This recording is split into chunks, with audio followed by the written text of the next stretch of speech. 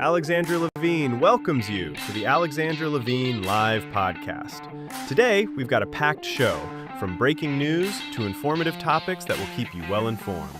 So, please click the subscribe button to get notified of her upcoming episodes. If you like what Alexandra talks about, then please share the Alexandra Levine Live to others. Alexandra also looks forward to your comments during this episode. Tonight's Alexandra Levine Live Podcast starts now.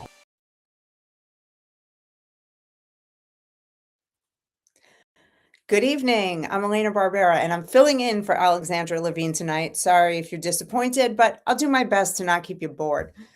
Alexandra's off gallivanting somewhere. I am not sure where, but she deserves to do some good gallivanting. All right, so let's just talk about the news, just in general. It's been a little slow, hasn't it? I mean, not slow, but there's been no major news story that everybody on Earth is talking about all at once, right? There's some heavy stuff. We've got the Epstein files. We've got that hockey rink shooting everyone was talking about for a minute. We've got Iran, Taiwan. Nobody really wants to talk about that. But, we're kind of just used to it. That's just your standard baseline mayhem at this point. So the mainstream media is, however, trying really, really hard to get us to keep talking about the Savannah Guthrie missing mom story. Every day they drop some tiny little sliver just to keep us interested, and it's just not working. The American people just don't seem to care anymore. And quite frankly, there are more important things that we need as a nation need to be talking about. May she be found, but that's enough of that. So this spell of relative peace, I'll say, compared to the usual assassinations or arresting dictators or people dying while they're out, protesting. So let's try to enjoy the relative peace. But, we're going to have something to be wildly angry about any minute now. But in the meantime, there's plenty to be just medium upset about. So let's get into it. The first thing, though, more important than anything I'm going to talk about is my guest tonight. I've got Justin Murphy, who is, you know what? I am going to let you introduce yourself. Justin is running for office. He's trying to get from New Jersey to Washington, D.C. Hello, Justin. Hello, how are you, Elena? Thank you for having us on. And we do miss Alexandra, but you're going to do just fine. And it's always good to be here on APN. Thank you. And always have a nice time, great interviews, and always great stimulating conversation. So Justin Murphy is here from the great state of New Jersey. We're running in the Republican primary to hopefully win an unsecure nomination to be the nominee to take on incumbent Cory Booker this November. New Jersey has not elected a Republican to serve in the U.S. Senate since 1972. So we had quite an uphill climb, but we're battling. We're doing very well. I'm happy where we're at right now. And we'll continue to push forward and ask God for guidance. Well, I'll be praying for you. And I am also all in on helping you fight Cory Booker. That man is one of the, I pray for him too. I'll pray for him too, because he is taken by the devil. This is a man who, just quickly, I'm going off script here, but this is a man who a few years ago tried to pass an act in Congress in Washington, to make it a national requirement to have sex ed that started in kindergarten. That is just one of the many disgraceful things that race-baiting progressive maniac is trying to push on the American people. And he put that, he kept putting that forward for a few years in a row. Yeah. So when you secure this nomination, I actually it turns me a little bit into a rabid dog to try to defeat him. So I'm in your corner there. Thank you. Hopefully we got a competitive primary, and we have to get through that first, and it's tough. We have to collect signatures, many hurdles on the way to Washington. The party, as you just described Cory Booker, you really just described the entire left wing, if not the entire base of the Democrat Party. All their elected officials, state and federal, are pushing this sexualization of public school curriculum. It's front and center for them. They have one page out of their playbook to run on. That is, they hate Donald Trump.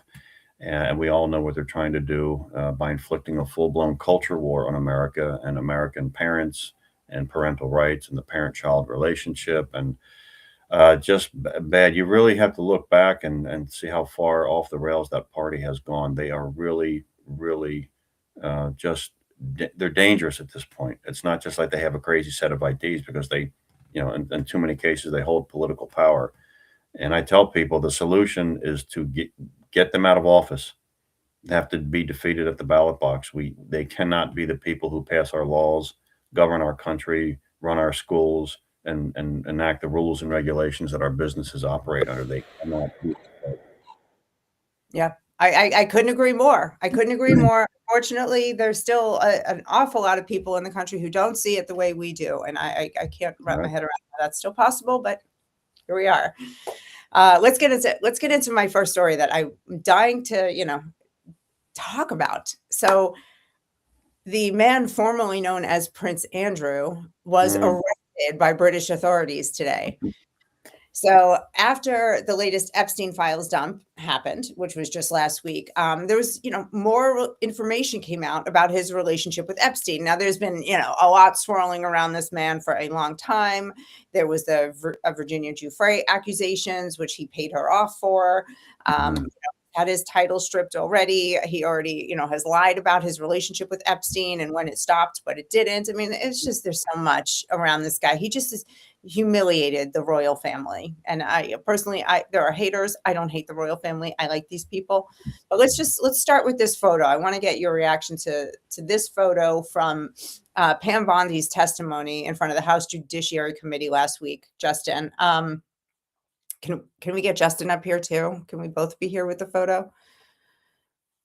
I'm looking at it there. Yes, there he is. So in the background, you can see there's a photograph behind Pam Bondi. It may be a little bit hard to see, but there's a young lady laying on the floor. It's a split photo. There's two photos.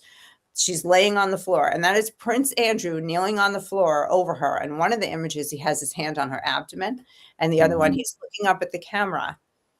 And this is a new image that just came out. And I'm sorry, it's hard to see here. Way in the background, there's a table and there's somebody's legs, a man's legs, just with his feet up on the table. This is a very casual atmosphere. Everybody's having a good time.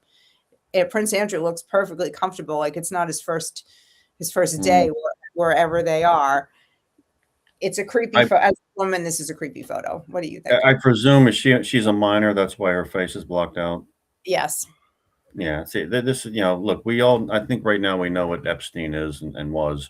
It's also the Bill Clinton show with Epstein. I mean, he seemed to be the prominent permeated face that was not only close with Epstein, but, Epstein funded a lot of Hillary and Bill's adventures, their global initiatives, and, they're very close with Epstein. It's the Bill Clinton files is really what it is. And of course, now they're stuck testifying, and I'm sure that'll be a Fifth Amendment plea after about another Fifth Amendment plea, and then another Fifth Amendment plea. You look at the royal family here, and it's just people that are spoiled and detached from reality. They don't have, they just, their lives are made out for them. They don't know struggle. They don't know pay a bill. They get what they want, when they want, how they want it, and they think that there are no consequences to their actions. So they conducted themselves in this manner, and a lot more egregious. What we know is probably the tip of the iceberg, proverbially speaking. I mean, these are people that want their way, get their way, special way, arrogant, greed and conceit, and it just fills those files. And it's what we don't know that's probably a lot more alarming. I mean, I think I read the other day, Elena, that Ghislaine Maxwell had made a statement that she'll speak publicly and kind of dig up all the bodies if she's guaranteed a pardon from President Trump. And I don't know if he's responded to that yet, but that would certainly be interesting to hear her take on things. But this is what it is. If it was like an FBI reward when you get it after a conviction, might be worth it. I mean, I'd like to hear what she has to say. I mean, look, this is the Bill Clinton files. This is the Clintons and the Epsteins were tight. Bill, God knows what he did there with his deviant sexual compass. Hillary too. I mean, he funded them. They were very close, and what they probably did together that we don't know about is probably really disturbing. beyond disturbing. It doesn't, I don't, I don't, I don't doubt that Bill Clinton, especially, was in deep with this man, and we know that Hillary, and even though she says she didn't know him, we know she does. But I don't think this isn't a political thing, though, either. I think that the reason that no one is really being dragged through the mud and prosecuted is because there are people on both sides of the aisle that, Epstein had everybody, knocking at his door for whatever it was that he was selling, and people from Mhm. both sides of the aisle, and kings of industry, and people who Yeah. are friends, and they're all friends at the end of the He day. And I he think had that's why money. the fight. He had money, Yeah. and he wants, politicians want money, believe me, I know that, but and they were willing to, engage with this guy, and I think, the files are also showing how clear President Trump has been from all of this. He actually called the police on him, threw him out of Mar-a-Lago. I mean, it's Absolutely. funny the left is scrambling, thinking, "Oh, there's There's gonna be this big bombshell come out to implicate Trump," and you gotta be kidding me. These are the Bill Clinton files, period. Yeah, yeah, it's true. Damon, we can get rid of the photo. I wanna get back to Prince Andrew, though, because he's kind of a very high profile character in this story, and he was arrested for nothing to do with sex trafficking or sexual assault or anything like that. This is like a gangster who commits 100 murders but gets locked up on tax evasion, is what happened here. Mhm, So mhm. the reason they arrested him was for misconduct in public office, because in the emails that came out between him and Epstein while he was serving as the UK's trade envoy to the US, happened in like 2010 and 2011, he shared a bunch of info he wasn't supposed to, including confidential government trade reports, official travel information. What else do we got here? He Me and thinks my he's above the law. Well, why wouldn't he? Why wouldn't he think like that? He's never had consequences in his life. Oh, there was a confidential briefing on UK investment opportunities in Afghanistan. So he was sharing all this information with Epstein, and now he could potentially spend the rest of his life in jail in the UK. And I think they want that at this point. Like, they're dying to lock some of these people up. And I'm hoping that these other people in the files, even if they can't put the case together really well against them, if there's no video or hard evidence of them sexually assaulting people, if you're that kind of creep who will sexually assault a young girl, yeah, you have no limits in any other area too. There probably Definitely. are ways that they can Agreed. find things to get them put away, because at the end of the day, all they really want is a conviction of a bad guy. It doesn't really matter what you get them on. So Mhm. Well, yeah, I think you really hit the nail on the head. This guy just never knew consequence to action in life, and who from the royal family does? Other than, I mean, the men have to serve in the military, and that's a good thing. It kind of wakes them up a little bit. But generally, there's no consequence to his action. I mean, he doesn't have to work for a living. He's above the law, so he thinks. And it's a shame that the family has to take a black eye with this. I was listening to Larry Elder on the way home to cut here, and on 990 AM, and Larry Elder is a syndicated talk show host. He was saying that Prince Charles may have to abdicate because he was more than aware of what uh, his underling here was doing.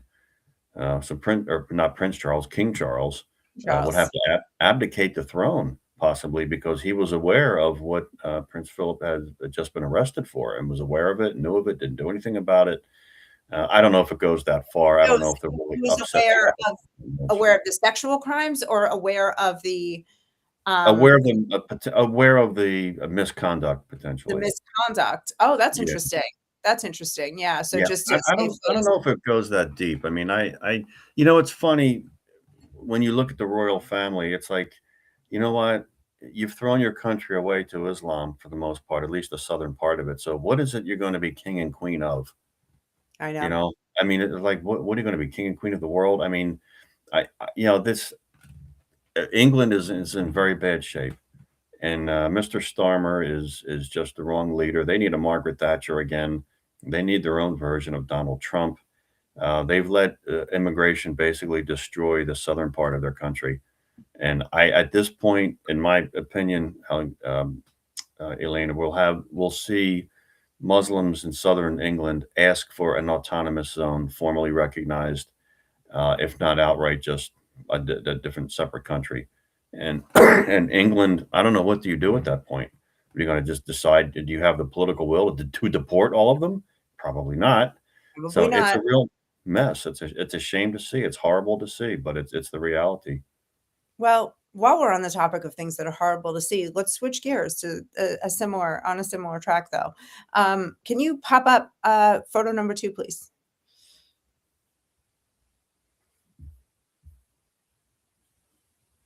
All right. Yeah, here we have My man. a campaign image from our boy, New York City Mayor Yeah. Zohran Mamdani. Now, in here, he looks like he's just the ice cream man. He's coming to deliver wonderful things. It's bright, it's colorful, he's positive. Everything is going to be wonderful on the warmth of collectivism, as he put it. He's been in office for a month and a half now, and there is already a very stark contrast from this bright, shiny, smiling mood Mhm. that he had celebratory in his campaign to now. Can you pop up video 3? Crisis will not disappear. It will simply return, year after year, forcing harder and harsher choices. So, yeah, we can get rid of that. So, Yeah, reality has set in. Gee, socialism doesn't work. Yet again, how many times do you have to try to roll the dice on this? but come on, a month and a half, and he's already giving doomsday speeches. And I didn't just pick a clip out of context. The whole speech was like that. It is just dark, and he looks nervous, and he's sweating, Yeah. and Well, doomsday. Elena, either he was really naive and stupid enough to believe what he was trying to sell the people of New York, that he could actually implement some type of socialism and make it work, or he just lied to get elected, which is very possible, and Yeah. now he has to play the game that Bill Clinton played, where after he was elected, no, I don't mean to raise your taxes, but I feel your pain, and we don't have a choice, and we're going to, I mean, you have to, I talk all the time when we speak now. It's like, how does this guy get elected? One word: apathy. There are too many people sitting home. Yes, Yes. you will have people that fall for the lines of socialists and, oh, this is free and this is great and we're going to make it fair and da, da, da. And people will fall for that always. But it's the number of people that sit home and are not participating, and it's the apathy that's getting people like him elected. And I talk about it every time I speak on with campaign speeches and meeting with different groups. Apathy is going to do us in. We have so many people that sit home. Many elections, more people sit home than vote, and we have to change that. We really need people to be receptive and get involved and manifest it, and people turning out to participate and vote. And apathy is dangerously high in this country. Yeah, voting apathy is dangerously high. You and I talked earlier today, and we talked about, I don't want to spend too much time on it, honestly, but we talked about there's another kind of apathy that, for regular people to step into political roles, the barrier has gotten higher and higher and higher. I mean, the amount of money you need to raise is impossible. You mentioned to me today that in New Jersey, it used to Mhm. be that you needed 1,000 signatures to get yourself on a ballot. Now you need 2,500. That was just an arbitrary rule that was meant to make a higher barrier to keep the Yeah. people in power longer. So, those kinds of things create apathy because they create a general helplessness for the average person. And what's funny here, looking at the New York relationship between the governor and the mayor. So the reason he's all doomsday is because he wants the state house in Albany to change the law so that he can increase the corporate tax rate and increase taxes on the wealthy. And they're saying no. Now, Kathy Hochul, the governor, endorsed him, and now she's even as much of a progressive psychopath as she is. Even she can see how bad that idea is to tax the rich and the corporations to the point where they all just bolt. Well, that's just it. In the broader issue, Alina, and I have read this, studied it, believed that I've incorporated into my political disposition. We live in the age of the computer chip. Okay. Live in the age of the computer chip. We have instantaneous communication. Capital and people and businesses can flow globally with a mouse click. And the computer chip is demanding that governments treat businesses and citizens like customers to be sought after and retained. And you have these liberals from the far left thinking that I'll tax and regulate my way out of this. I'll sue this company, prosecute this industry, raise taxes on the rich. They get up and leave your jurisdiction. You cannot do that. If you do not understand that basic principle of governance in the information age, do not run for office. You're going to break something.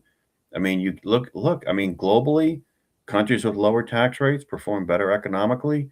State by state here in the US, states with lower tax rates and lower tax burdens and more sensible regulatory schematics perform better economically. It's the computer chip.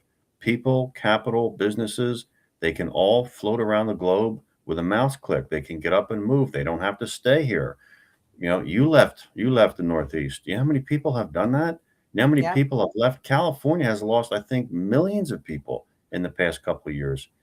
Same with New York. They're losing congressional seats. But you would think that that would dawn on somebody to say, hey, why are these people leaving? Because you have the wrong system of taxation, a burdensome regulatory climate, and your social policies are anti-family, anti-growth. It's just a horrible method. You would think at some point they would dawn on them. But even if it does, it seems to be what they want. Phil Yeah. Murphy, the former governor of this state, he took to the airwaves and said, you know, he famously said, if taxes are your issue, we're not your state. The hell would say that? When people struggle under in New Jersey an income tax, sales tax, a property tax, in some cases an inheritance tax, high gasoline taxes, not to mention every fee that you need for every license that the government has to give you before you can do anything. It's like they either don't get it or they do get it, and it's the result they want. And it doesn't matter. Yeah, it doesn't matter. It doesn't improve our quality of life one bit to have these taxes go up. And that's part of the problem in New York. You know what? You kind of made a good point about red versus blue. Can you pop up graphic number 4? Because this graphic is the perfect contrast of what's going on in Florida. The entire state of Florida has almost triple the population of New York City, 24 million compared to a little over 8 million, and a smaller budget. I don't even know geographically. I don't even know. I mean, how many x times the size? You know, everything. Cities, Everglades. You know, thousands of miles of coastline, and we have a smaller budget and a higher quality of life and a better cost of living. And it's not cheap in Florida the way it used to be, but Yeah. it is infinitely cheaper than New York City. I mean, you know, so what you pay for, if you were to purchase a studio apartment in New York City, you can get a 4-bedroom house with a pool here in a nice neighborhood. So Well, yeah, if you look at, I mean, look at the patch of blue in the north. If you look at the map of the United States, and if you broke it down politically, the northeast corner quadrant, if you will, is blue. Really, New Hampshire is the only really competitive state. We have a few congressional districts, but who's been running the show for decades? Yeah. Left-wing Democrats, no consequence to their political action, and people will still say, like in New Jersey, it's expensive to live here, my property taxes are high, my electric bill's high, but I'll vote for Mikey Sherrill, as if putting more Democrats in office and keeping them in office somehow will change what's been going wrong for the past 25 straight years. That is exactly what they think. I actually, listen, I actually heard a New Yorker say, a Mamdani supporter say, well, you know, Bill de Blasio was terrible. And it didn't get better with Eric Adams. So this guy, I think this is going to really like be, you know, and it's like, you They don't give up. They're They don't underwater. Here's New York City. Here's New York City. I tell people, look, New York had to go through crime, corruption, and absolute filth and degradation in the 70s and 80s for 20 years and 2 decades before they got wise enough to say, maybe the Democrats who are running this city are the problem. And in 1993, they elected Rudy Giuliani, who was fabulous. He turned that city around. It was clean, prosperous, productive. Murder rates were falling and declining. It was safe. You could go visit there. And then he won 2 terms. And then Bloomberg was smart enough to keep those policies in place. And then somehow it just kind of sifted back to electing, you know, Marxist de Blasio. who then started to unravel and destroy everything. It's like you got to just realize that what are people looking at? Why don't they see this? And why don't they care? Because during that time, what they did was they decided to, start indoctrinating in the schools. That was not, that happened slowly. That didn't just happen during the Biden administration. So they started indoctrinating, and they raised up a whole population of new young voters, and who are just completely brainwashed that we're Nazis, even though and they couldn't see how good they had it. Who were not alive during 9/11. They were not alive on 9/11. Yeah, many of them, because it's been 24 years ago. But I want to say I love Rudy Giuliani. But there was one thing he did that I will complain about until the day I die. And he spent a lot of time at some point in his career going after the mafia. And I don't condone organized crime, but I can tell you this from many, many years of experience living and operating in neighborhoods where the mafia operated, and they were safe.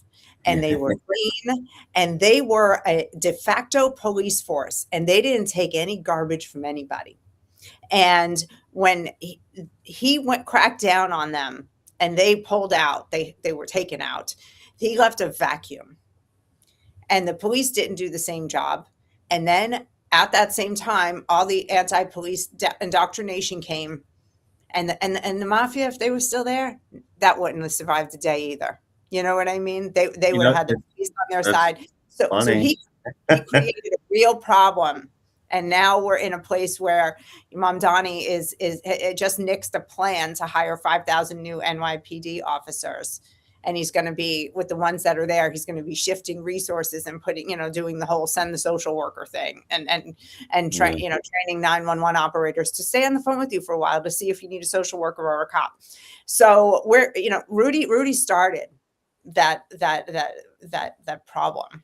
As far as I'm concerned, I still love you, Rudy, but I'm never going to let you get it. I'm going to, on the same side, I'm going to be talking about this. It's funny. I think the people in South Philadelphia will tell you the same thing, that the neighborhoods in South Philadelphia where, there was a mafia presence, they were safe. You could walk those streets at night. And it's funny because the criminals and the hoods and the thugs, they knew where not to go, but there was a penalty to pay. They knew where not to go. Yeah. And as a woman, I was safer. I was safe. They had my back. And frankly, I remember one time during a massive snowstorm in Boston, they sent out like the young guys to shovel out my car for me. I mean, I was nobody. And they, that was part of like, a hazing thing that, they made the guys, you do what I say. And they did, but they shoveled me like, here they are. They're shoveling out my car, bringing me coffee. You come inside and have a coffee with us, and don't worry about your car. Like they were the nicest, most orderly people that I have ever lived around. But anyway, we have to move on. I want to give New Yorkers one piece of advice. With all the budgets being cut, he's threatening if he doesn't get these the demands met from upstate to tax the wealthy and the corporations, which he's not going to get, that he's going to dip into the rainy day fund. He's going to increase your property taxes by 10%. And Mamdani is also going to dip into the government employee health retirement rainy day fund.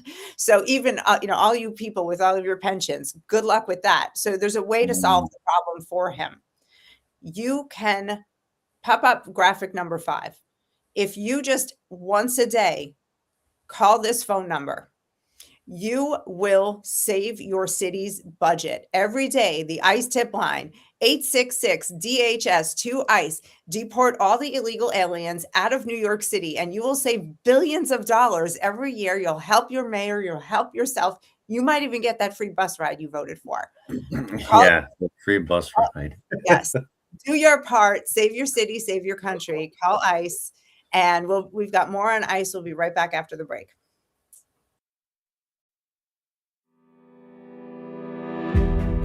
Hi, I'm Alexandra Levine. I'm a professional opera singer, actress, TV, and radio personality. Since 2015, I've been a volunteer, a field director, and a campaign manager, learning the ins and outs of the political world. That's why I became a political consultant. My job is to lead you to victory with organization, structure, and the mindset of winning for your district or state. With my guidance and direction, I can keep you focused on the things that matter to the people and advise you on key issues that need to be addressed. If you're a serious candidate that is serious about winning, then book a consultation with me today. Go to levineconsulting.co. You'll be happy you did.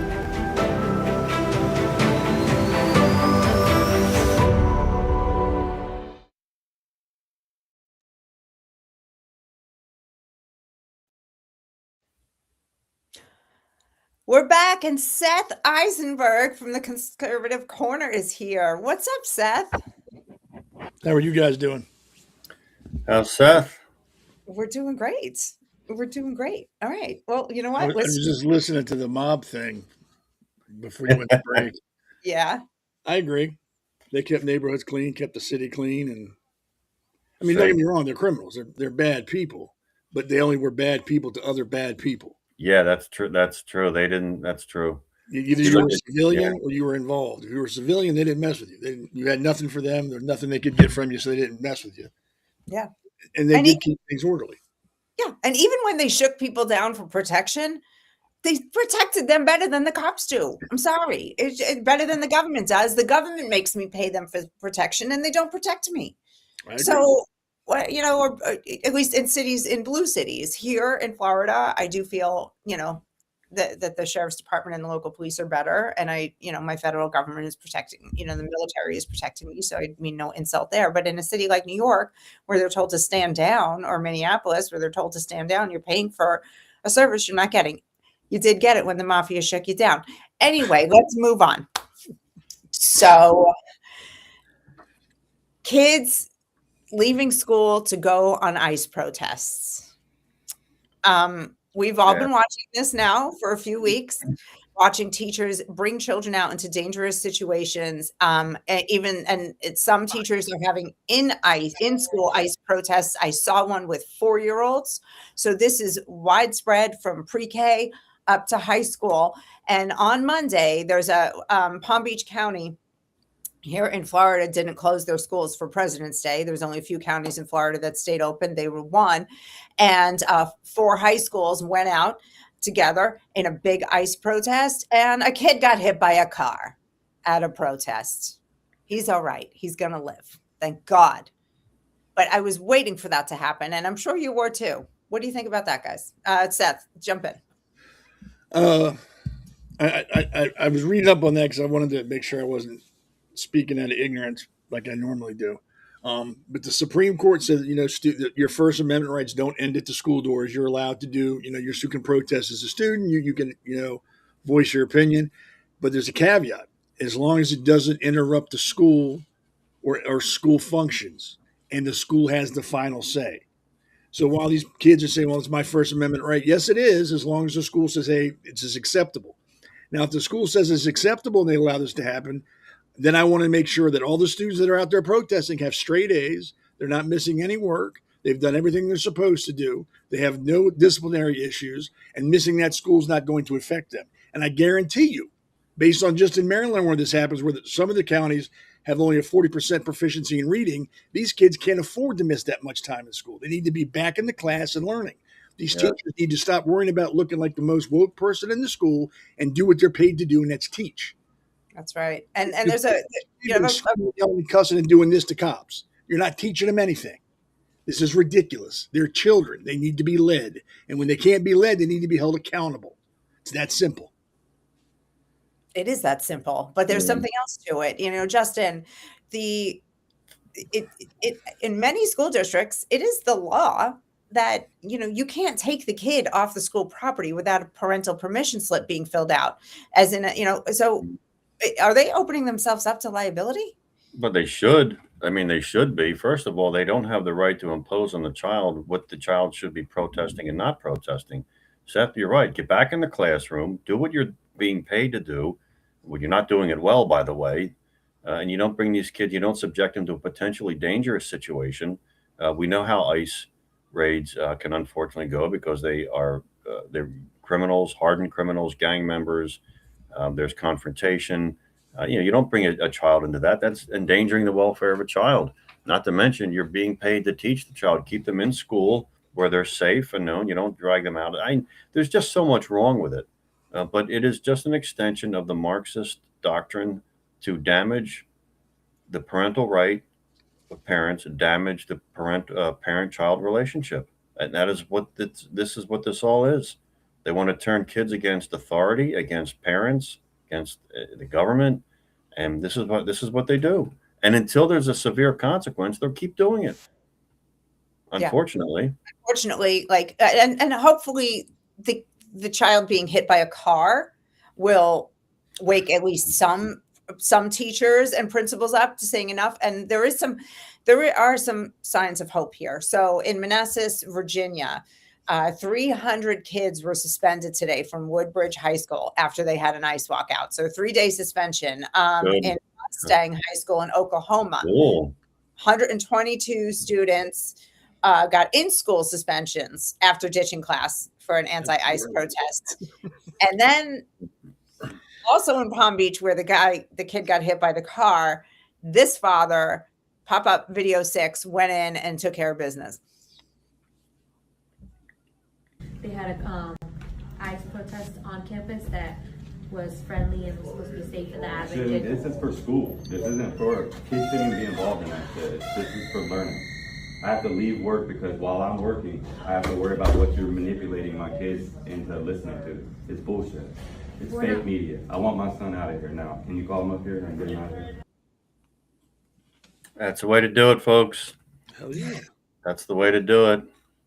Right? That's the way to do it. It's good to see parents because they really have to assert themselves, and it's tough. Like I've never been married. I don't have children. And you just don't want to dump this on the parents and say, oh, now you have to start wrestling with the Marxist left wing of the Democrat Party for the future of your child. But unfortunately, that's kind of what they have to do. And I think more importantly, it's good to see fathers getting off the bench. Yeah. And starting to assert themselves into what's going on. I think for far too long with the toxic masculinity and feminism, fathers have been afraid to step up and go, hey, this is not going to happen anymore. So it's good to see that happening. That bodes well. I think everybody should attend Catholic school, Catholic or not. They kept you straight. You were taught respect for authority, right from wrong. And if you did something wrong, you owned up to it. You were punished. You took accountability. You didn't blame somebody else. All good virtues. Yeah. All good virtues. Yeah. I couldn't agree more. I'm thinking about virtues. I'm trying to decide. We're running out of time. I'm gonna. You guys want to talk about Minneapolis City Council overreach or Don Lemon? Oh, Don Lemon. Don Don Lemon. If we have time, we'll go back to Minneapolis City Council overreach. Okay, I know everyone's. Did he enter a plea? Yeah, not guilty. Not guilty. Friday. Okay. Yes. Yeah, I love this too. He storms into a church, disrupts the most inviolate sacred house of worship. He goes in there with this band of criminal left-wing Marxist thugs. They threaten everybody, scare the hell out of children. One woman got hurt because she was trying to get away from them. They interrupted this church service, and Don Lemon says, "Oh, my First Amendment rights were trampled on." Hey, Don, it's the people inside that church that had their First Amendment rights trampled on. Period. They're just so damn delusional. Damn delusional. Selfish. Pop up the video of Don Lemon, please. It is number 8. This is outside of the courthouse when he pled guilty last week. Okay. For more than 30 years, I have been a journalist, and the power and protection of the First Amendment has been the underpinning of my work. The First Amendment, the freedom of the press, the bedrock of our democracy. I will not be intimidated. I will not back down. I will fight these baseless charges, and I will not be. Like he's the victim. Yeah, he's poor Don. Like he's the victim. It's unbelievable, but believable, unfortunately. If you watch, the footage from, we can get rid of that video. Thank you.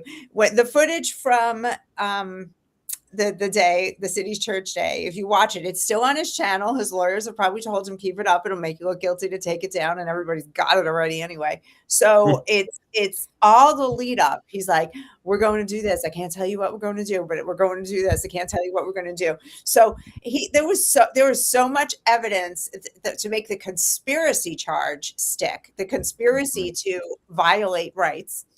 And then that's the FACE Act. And the second act, colloquially known as the KKK Act. Oh, yeah. That's the one where, that was actually written to protect the rights of newly freed slaves so that other people couldn't go and infringe and, stop them from exercising their rights as Americans, new Americans. And the irony that he's with this, Black Lives Matter activist who's going in there to teach these Christians a lesson and it violated people's rights at the same time. And then, like you said, Justin, to be yammering on about his right as a journalist, that doesn't, as a journalist, you don't have the right to infringe on other people's rights. That's not what the freedom of the media is about. Now, this is the same state and city that someone stuck a rifle through an open church window and shot it up when children were in there praying in this Catholic church. Yeah. And then you get this trampling of the most sacred. You're in a house of worship. These people barge in there and disrupt the service. I'll tell you what, it's a damn good thing. They ever try that in my church, and there's going to be some fist fighting going on. There's a confessional booth for a reason. I'll use it later. But we in my church right now, St. Mary's of the Lakes in Medford, sadly, we have to have an armed officer for our masses now. And it's just a sad commentary, but there was a black minister. I can't recall his name. Put a little message out to Don Lemon, and he said, "Don, you come in my church like that, it's going to be Royal Rumble." I thought, well, let's see. And on these brave people disrupting the Christian church, you got plenty of Somali mosques. Go pick one of them and try it there. Be my guest. Yeah, we cannot let this story die. Because our religious rights are being, questioned and trampled across the country, and I'm not playing. I'm not playing with that. You're not trampling on Elena, God. do you know how many attacks on Catholic churches and Catholic pro-life pregnancy centers there have been since 2020? 500. Wow. And that's just Catholic. I mean, other Christian churches too, and synagogues, of course. We know that what the Jewish students have been put up with from the pro-Palestinian group. I mean, this is just, folks, you look at it and you really have to sit back and say, is the culture war this bad and this full blown? And the answer is yes. We got a bunch of lunatics in this country right now that just want to destroy Christianity, the free market, the government, society, culture, public education. They're nuts. I mean, where the hell do these people come from? They're here. Seth, you go ahead. Go off. Let's go. I can see you getting antsy. I see you moving around. I don't understand how anybody, journalist or not, and I'm a big First Amendment person. I mean, I exercise my First Amendment every time I'm on a podcast. Every time I'm on the podcast, I say what I'm in my normal life. I say what I want to say. I can't even get behind, well, it's my First Amendment right. I can go to a church and disrupt people and threaten people and cause harm and put fear in people. It's not your First Amendment right. That is not even close. Nowhere in the First Amendment does it say you have a right to be aggressive. You have a right to be dangerous. You have a right to cause harm. No, it says peaceful assembly. Peaceful is the key word. This was not peaceful. And like Justin was saying, some of these churches, they would have got shot. They go to the wrong church that has armed guards. All they see is a bunch of people kicking the door, running in. They're going to start putting lead down range and killing folks. And then they would be the victims. Oh, we were just coming in to exercise our First Amendment rights. They have the right to do that. That's right. It's peaceful assembly. That's correct. That's the key. And that's what everybody forgets when it comes to the First Amendment. Oh, I can do it and push and scream it. No, you can't. It says peaceful. Nothing else. Peaceful assembly. I think Don Lemon needs to be drug out behind the courthouse and have his ass kicked up around the shoulders and then left in a puddle of his own blood to think about his stupid actions. You don't do that to people. Correct. He hasn't been a journalist in years. He was fired from CNN. how big a piece of shit do you got to be to get fired from CNN? I mean, really. They hire loaves of bread just to sit on a stool and take pictures of it. But he got fired from CNN. I hope he's convicted. I hope they make an example of him. I hope everybody that broke into that church gets convicted and put in jail. I hope they do hard time in a federal prison. I hope that there's civil action too. I hope you sue the shit out of all of them. Absolutely. Hit them And both it's ends. unacceptable. And another thing people need to stop doing is stop worrying about being perceived as a bad person. Like Justin said, if you come into a church and I'm there, not that I go to church, and I'm not knocking church, but that's another story. If I'm in a church and you come in and you do that, I'm knocking teeth out. I don't know why you're there. I don't know if you're there to hurt people. I'm not going to sit there and try to determine what your intention is. All I know is you ran in and you're screaming and yelling. Women and children are crying. I'm knocking teeth out. And if I'm carrying a gun, I'm putting lead in people's chests. We need to stop letting these liberal lunatics push us around. Yeah. We need to start pushing back. And that's what will stop this. When they realize we're no longer the easy mark. I'm gonna go. Bully, Yeah, don't let bully bully. There's a horrendous story. The worst story I think that I have ever read and am aware of happened in France. Catholic church, service underway, Catholic church, priest going. A girl walked in to the church. She had obtained the innards from a butcher shop of like a slaughtered animal. She goes to the altar, okay, simulates the Virgin Mary having an abortion, and then urinates all over the altar. This is a true story. I mean, God forgive me, I even have to repeat it. This is a true story in France. This woman who was she's pro-choice, and she was protesting the Catholic Church being pro-life. So she pulled this little stunt on an altar with these bloody innards of an animal, of the Virgin Mary having an abortion with baby Jesus. She then urinates, and so they arrest her, of course. French court convicted her of whatever they could bring against her. The European Union Human Rights Commission overruled the French court and said she has a right to an abortion and to express it, and they overturned her conviction. The European Union Human Rights Commission. I mean, this is the madness of the left, and it's just, you have to stop and think. I mean, don't think this can't be true. It's a true story. It's a true story. As much as I don't even like, in general, Muslims, I would never go to a mosque and do what they did in that Catholic church. Never. I would respect that. I would respect their feelings about that building and not do that to them in their mosque. Especially they're just running their own business. They're just worshiping. Invite Don Lemon. Go do that. Go disrupt the mosque. He won't. Prayer service. Of course they won't. He lacks the strength of his conviction. We would never do that. You know, Justin and you too, Seth, but Justin especially because you're Catholic. When I was at the Catholic Church, I mean, we never read the Book of Revelation, and I'm still learning it now. It's a very complicated book about end times and Jesus's return and how absolutely hellish everything is going to get. Now, we are not certainly the first generation to look around and say, wow, it might be end times. I mean, you know, there are plenty before us who've probably thought that, but highly recommend you give the book a read, because the last book of the Bible, because it all starts to make sense. And you know, it helps me personally to detach every now and then, because I know how the book ends, and it ends very, very well for us, for the good guys. So good always defeats evil. And I've always been of the opinion, you know, we refer to God as the Father. Being a father and having a father, I know for a fact that I'm not always happy with my kids, and my father was not always happy with me. And I think people need to understand that if God is your father, you're going to upset him, and he's going to hold you accountable. We need to stop thinking, oh, it's okay because, you know, I believe in God, so I can go out and do this, or I can go to that church and do that stuff on the altar because I believe in God and I'm doing God's work. No, he's going to be angry if you do stupid shit. He's done it before. He's flooded the world and said, look, I'm hitting the reset button. Y'all don't know what you're doing. I need to start over again. We need to take into consideration that not everything we do because we say it's from God is from God. That comes from a lot of more ego than anything else. That was her name, the woman, Nikema Levy Armstrong. She was the ringleader at the Don Lemon event. In the video, at one point, she says, this is for God. We're doing, she says exactly what you're saying. And it's a perfect example of this is the most unchristlike thing that I can think of what she did. And doesn't it say in the Bible, woe to those that say evil is good and good is evil and dark is light and light is dark?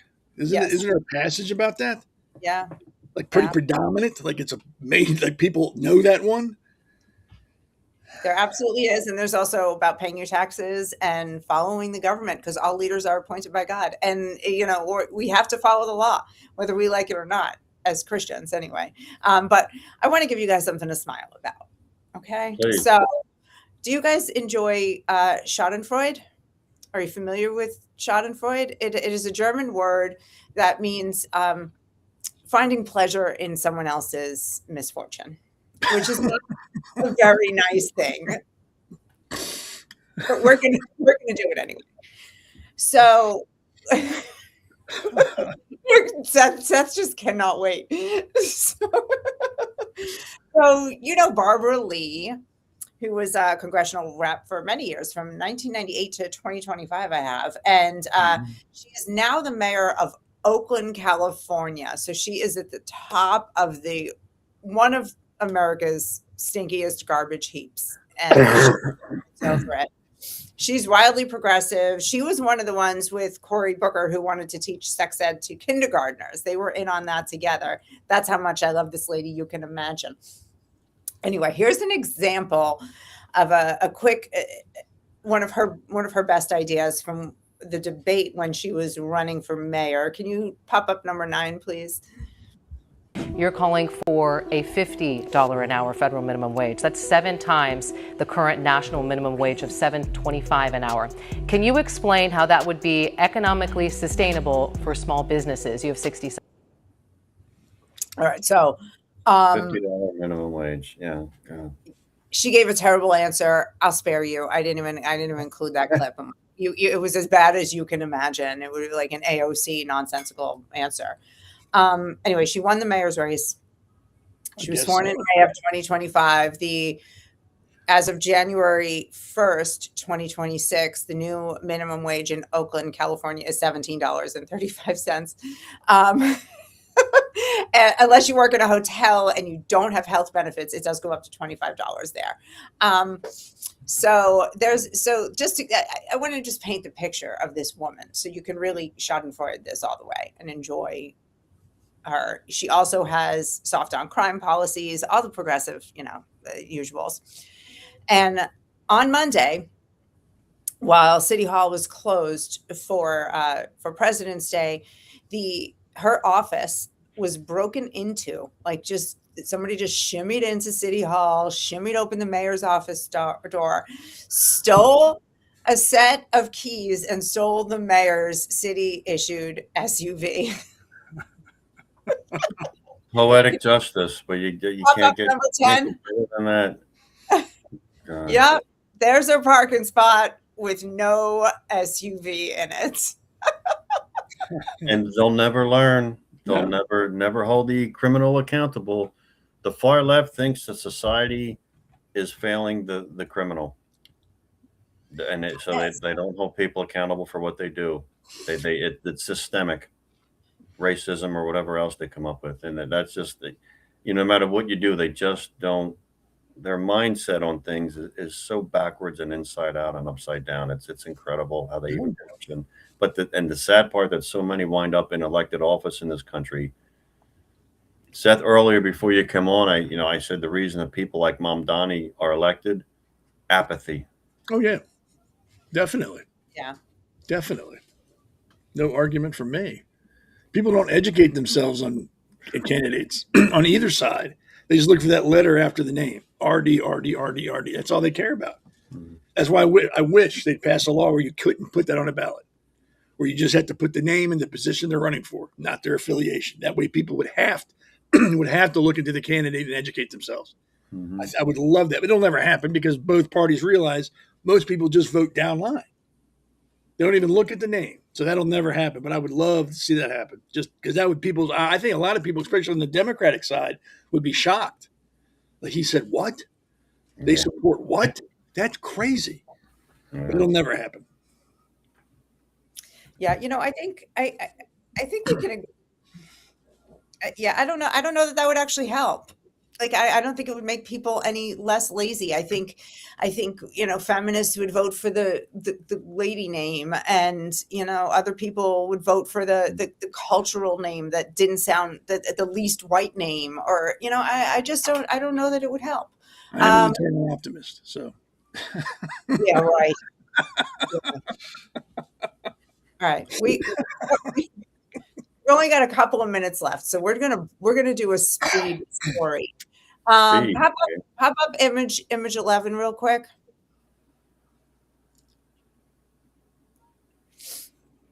Ugh. I just want to recap. This is the gentleman who Turn that thinks off, please. if you don't think Roberta is attractive, that's a you problem, Justin. In cases of erections lasting more than 4 hours, please stare at this picture. No, we're joking, but this is a very serious picture, because this is the man who went and killed his ex-wife and his adult son and shot several other people and then killed himself at a Pawtucket, Rhode Island ice hockey rink at a high school senior hockey game. All right, get rid of him. We're done looking at him. Yeah, So mental illness. Justin, we started at the top of the hour where you said, Democrats at this point aren't just somebody that we disagree with ideologically. They are actually dangerous. And it just reminds me of where political correctness, let's think like 20 years ago, political correctness, it started out as being annoying and a little like, oh God, here we go with this one, and now it's dangerous. Because of political correctness in its current form, like how feminism started out good and now it's dangerous, because of it in its current form, nobody said anything. The men in the room saw this man showing up week after week, game after game, practice after practice, and nobody ever said, get this freaking lunatic out of here, away from our wives, away from our kids. We don't need this, and we're not taking it. Where 20 years ago, that fella in hot pants and lipstick would have been kicked out of any hockey rink in New England. Mm-hmm. And you first, then Seth, take it away. Look, long journey begins with single step. And the Marxist left, like all good communists, are very patient.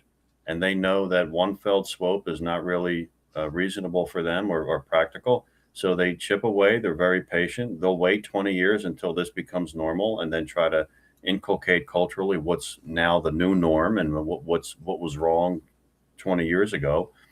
And they're just very patient. You can sink a big ship, small holes. Sink a big ship. It just takes time. That's Ben Franklin and Poor Richards, and that's what you're seeing here. It's a culture war. It's an erosion. And I tell people, Lena, when I speak, the culture war began in this country in 1965. We're just waking up to it now. Those in the normal middle of the road, right leaning politically. The left has always been waging a culture war since I've been alive in 1965. It's latent sometimes. They're very quiet about it. Incremental. They like to do things incrementally, so that it's a frog in boiling water. We know that parable, and that piece of that's what it is. I mean, it's all calculated. It's part of a plan. It feeds on itself. They plant seeds. They're patient. They'll wait. They know children today are the adults tomorrow. That's why they're fighting so hard to destroy children's minds. That way, the adults are more easily controlled. If you don't, last thing they want is the family unit as the transmitter of cultural values, because that's detrimental to Marxism. And they've identified it, and they're waging war on it, and that's really what it is. And they are winning the war on our children. And there are people who give me hope. There are families I see, homeschooling, but we're smaller in numbers, and they're winning the war on our children, and we have to stop it, or we are going to have a nation full of crazy adults. Seth, final word. As a conservative, I don't care what people do in their own home. I don't care what people do in general, as long as you're not trying to force it on me or the government's trying to force it on me. And when it comes to transgender, it's just the opposite. Everywhere you look, the government's forcing it on you, or schools are forcing it on your kids, or just anywhere. In general, the population, you have to accept this. You have to accept this. I don't, off the top of my head, I don't remember, but I think over 75% of the last few mass shootings have been perpetrated by transgender people. Yeah. Most of the school shootings in the last couple of years have been perpetrated by transgender people. They are fucking sick people. They need help. We need to stop telling someone who has a broken arm that, no, your arm's not broken, you're fine, keep doing what you're doing. They need help. And it's getting to the point where we're going to need to stop talking about it and put these people in a hospital. This guy had the SS tattoo on his arm on top of everything. He put out posts or blogs that said, if you tell transgender people that they're not, who they say they are, they're gonna go crazy. They're dangerous people. They're proving it every chance they get that they're dangerous. They should not have access to weapons. They should be locked up and studied until we can figure out what is wrong with their goddamn heads. They are killing people. And everybody's standing by because, oh no, don't be transphobic. It's not because they were transgender that they killed these people. It's because they were driven to it by the cisgender people. Correct. That's correct. They're being worked up to violence. That's exactly right. That this nut grabbed a gun and shot innocent people and killed his family. It's my fault because I won't acquiesce to his mental delusions and play along with him. It has to stop. And I'm not calling for violence. I'm calling for common sense. If I went to Elena's house and said, look, and there's a bone sticking out of my arm, and she goes, Seth, your arm's broken. And I go, no, it's not. It's fine. She's not going to go, oh, no, what? You're right. It's fine. Let's go play tennis. She's going to go, no, you need to get help. You need to go see a doctor. No different than a transgender person. I'm a girl. No, you're a boy. No, I'm a girl. We need to get you help. There's something wrong. Let me help you. Let's go talk to somebody because this is not normal. Not normal at all. Agreed. And they're being worked up to violence. They're told, from the right, or, if people don't acquiesce to you, that's inflicting violence on you. Their words are violence on you. Two genders, that's violence on you. Traditional marriage, that's violence on you. And this is what these people are reacting this way. Again, it's calculated. Mm-hmm. It's calculated. It's planned. It's what they do. It's just I guess the big question to ask liberals is, how many more of your children are you willing to sacrifice to mentally ill people before you realize what you're doing isn't helping? It's not working. How many more children got to die for your grand experiment before you admit, okay, maybe we weren't right about this. Maybe we need to do something. Maybe we need to interject some medical and professional help here. Or they're just going to keep feeding kids to the machine. Well, look at the AMA, the American Medical Association. They just came out, I think, within the past 2 weeks. Yes. Recommended that, the surgeries early, age 19 at the youngest. You stop mutilating the kids, and that's certainly good news. And you know what though? Well, the trust is broken. The AMA, I could think of a dozen reasons why, off the top of my head, why I don't trust them, but. I'm glad that they finally came to their senses on this, but up yours. Years telling us that, oh no, this is safe. It is life-saving. It's healthy. It's reversible. The damage that they inflicted and the billions that they made. I want to see proverbial heads roll. I want to see people lose their jobs, lose their licenses, be sued. Yeah. They are being sued now. I want to see if there's any way to criminally prosecute moving forward. I'm sure we can't go back, but moving forward, criminalize this. It is an atrocity that we did. It's worse than the lobotomy thing because we did this to millions of kids. It's worse than anything we've ever done in this country. And I wonder if the numbers, I'd like to compare them to the Dr. Mengele experiments. Like, how many kids did he experiment on? I think we experimented on more here in America. Probably. If you call it that, to mutilate, and then to demand that parents be declared criminals for objecting to it. I can't even get my mind around that. You got to be kidding me. Do that to someone's child. If you did it outside of school or a hospital, it's pedophilia, for crying out loud. Sickness. Yeah. It's sick, absolute sickness. If I stop the kid on the street and start talking about sex to him, I'm going to jail. But if I do it in the classroom and say I'm a teacher, it's acceptable. Right. That's ridiculous. Yeah. It's ridiculous. But all right, guys, we could obviously talk for another hour. I have about a dozen more topics that we could cover, but that's all right. We're going to do this again another time. I am so grateful that you came to join me because it's way more fun with the two of you than me just by myself. Thank you for having me. Yeah, thanks.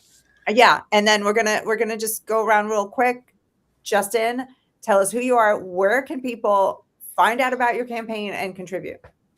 Well, we're running around the state of New Jersey trying to secure the Republican nomination. Our website is Jersey Justin number 4, jerseyjustinforsenate.org. And on there, we have links to not only is my Senate pledge, my political blueprint and DNA, but links to our YouTube channel, Instagram, X. We got all the social media platforms up and running, our Facebook page, Justin Murphy for U.S. Senate. And we're touching as many voters as we possibly can and see where God guides us. All right. And Seth, where can we find more about For the 4 people that are interested in that, you can go to X for conservative Seth. I don't know why it was like that, but that's what it is. And on Facebook, it's the Conservative Corner. And then one last thing before you cut out of here. Remember the Middle East, we've got 2 battle groups over there from the U.S. Navy. We've got a bunch of Air Force people over there. They don't want to be there, so stop giving them a hard time on Facebook, all you armchair generals. They've been ordered. They're following orders. You've got to respect that and don't hold them accountable. They're doing what they're told to do like they're supposed to. So if you pray, keep them in your prayers. I mean, they don't want to be there as much as we don't want them there. We have a choice. They don't. So keep them in your prayers. It's a stressful situation, I'm sure. And I'm sure everyone there is on edge. Just keep them all in your prayers. Agreed. Absolutely. All right. That's a great idea. And yes, they're on the list now. And all right, guys, thank you for coming. Audience, we're Great psyched. show. It was a lot of fun. Yeah. Don't forget to like, subscribe to Alexandra and everybody here. And I'm at the Based Mother. You can find me on all the usual social channels. And we'll see you again next time on America's Pulse Network. I heard Elena's moving back to New Jersey to vote for Justin. Well, maybe. God bless. I'd vote for you if I could. If I were a Democrat, I'd vote for you, but I can't. Yeah, that's right. I can't lie. Stay healthy, everyone, and talk soon. Talk soon. Good night. Thank you so much. Be good or be good at it. Stop talking. America's Pulse Network. The mainstream media is bought and paid for. The truth is twisted to fit their agenda. But America is waking up. Because podcasts are the future for trusted media. Welcome to the America's Pulse Network. It is a network built by patriots that upholds the Constitution. But America's Pulse Network stands for God, truth, and the America First movement. There is no corporate propaganda, no government spin, just real news, real talk, and real voices fighting for faith, freedom, and the future of this great nation with common sense. Here are some of America's Pulse Network podcasts. Alexandra Levine Live, hosted by Alexandra Levine. Jersey Shore Podcast, hosted by Damon Galdo. The Conservative Corner, hosted by Seth Eisenberg. The New Jersey State House Watch, hosted by Jack Brangan and Constance Detzel. APN's The Pulse is moderated by either Alexandra, Damon, Elena, or Seth. Also tune into America's Pulse Network on the following social media platforms: X, Rumble, Truth Social, Parler, Facebook, YouTube, and Spotify. Join the revolution because the pulse of America beats for God and country. America's Pulse Network is for faith, family, freedom, and truth. Alexandra, thanks you for watching tonight's Alexandra Levine Live podcast. See you at the next packed show, from breaking news to informative topics that will keep you informed. So please click the subscribe button to get notified for upcoming episodes. If you like what the Alexandra talks about, then share the Alexandra Levine Live podcast with others. Alexandra also looks forward to seeing you on the next upcoming episode.